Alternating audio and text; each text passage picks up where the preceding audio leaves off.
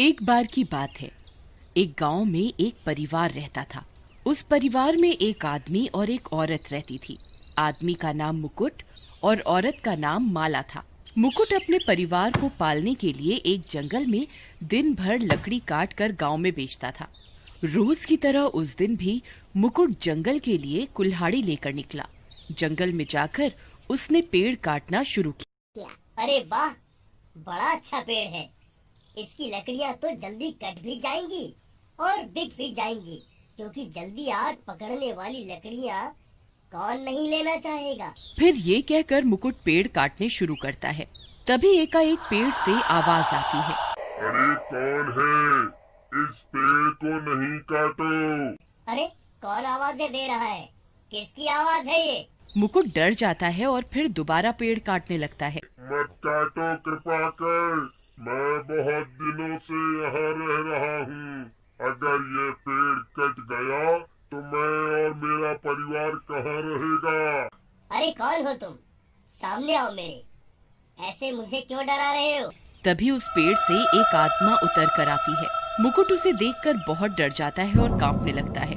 अरे ये क्या? माफ कर दो मुझे मत मारना।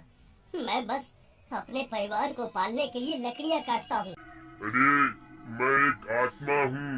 मैं अपने परिवार के साथ यहाँ रहता हूँ। बहुत भटकने के बाद मुझे ये पेड़ सुरक्षित लगा तो मैं यहाँ रहने लगा। अगर तुम इसे काट दोगे तो हम बेघर हो जाएंगे। तुम इस पेड़ को छोड़ दो। बदले में तुम्हें कभी भी मेरी जरूरत लगे तो मैं तुम्हारी पूरी सहायता करूँ। छोड़ देता हूँ ये पेड़। ये आत्मा तो अच्छी लगती है। कोई नुकसान नहीं पहुँचाया इसने मुझे अभी तक। क्या पता कभी जरूरत पड़ने पे मेरी मदद करेंगे। हाँ ठीक है, मैं कोई और पेड़ काट लेता हूँ। आप आराम से रहो यहाँ। कहकर मुकुट दूसरा पेड़ काट कर लकड़ियाँ ले जाता है और गांव में बेच देता है।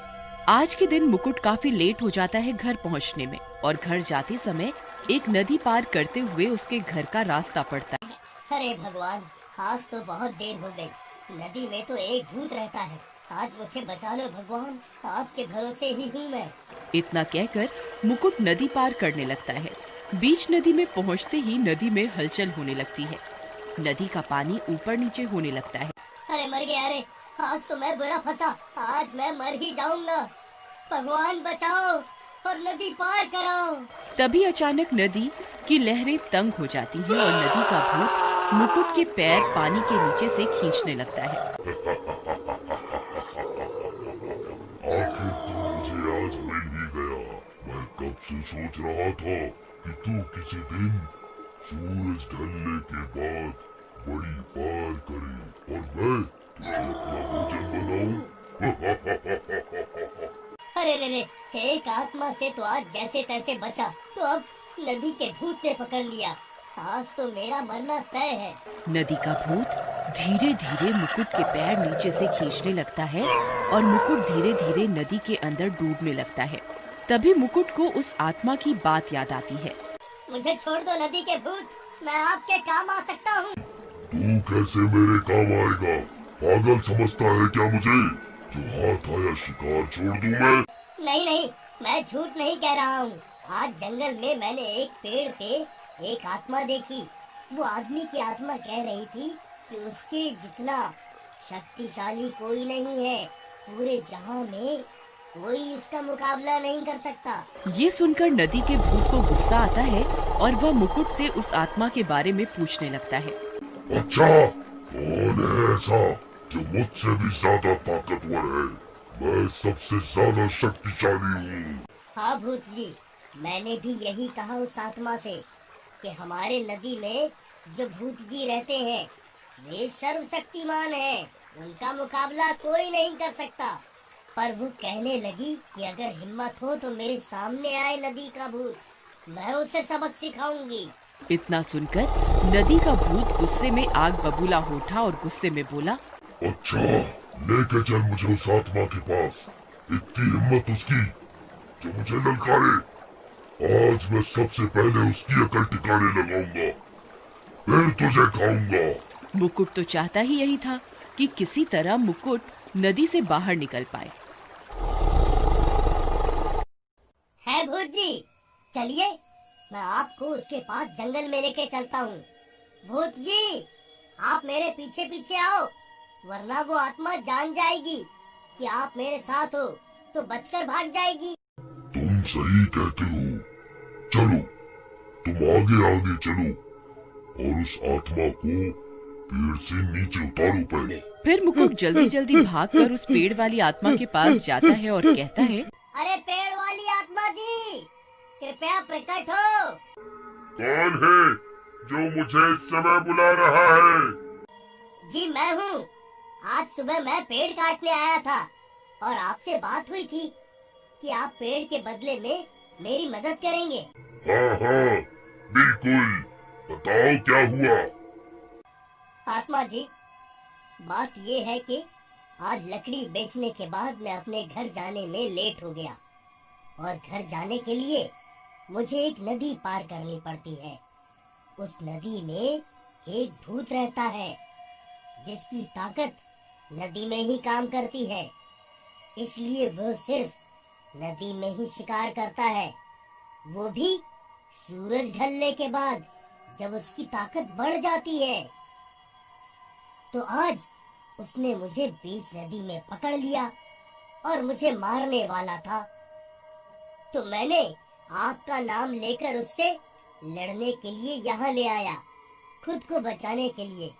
अब आप मेरी मदद करो, वरना वह नदी का भूत मुझे मार डालेगा। तुम बेफिक्र रहो, मैं समझ गया मुझे क्या करना है। तुम बस उसे यहाँ ले आओ। मुकुट भागकर जाता है और नदी के भूत को बोलता है कि उसने आत्मा को पेड़ के नीचे बहलाकर उतार लिया है। नदी का भूत गुस्से में लड़ने के लिए पेड़ की आत्मा के सामने जाकर उसे चेतावनी देता है। ए आत्मा, क्या कह रही थी कि तू सर्वशक्तिमान है? आजा, लड़ मुझसे। क्यों नहीं, मैं ही सर्वशक्तिमान हूँ। मेरे सामने कोई नहीं टिक सकता। फिर वे दोनों आत्मा और भूत लड़ने के लिए आगे बढ़ते हैं। तभी नदी का भूत कुछ हिचकिचाता है। क्यों रे भूत, क्या हुआ? आना लड़ा के। नदी का भूत हमला करने के लिए बढ़ता है पर कमजोरी महसूस करता है। ये मुझे क्या हुआ? मेरी ताकत काम क्यों नहीं कर रही? आत्मा तभी भूत पर हमला कर देती है।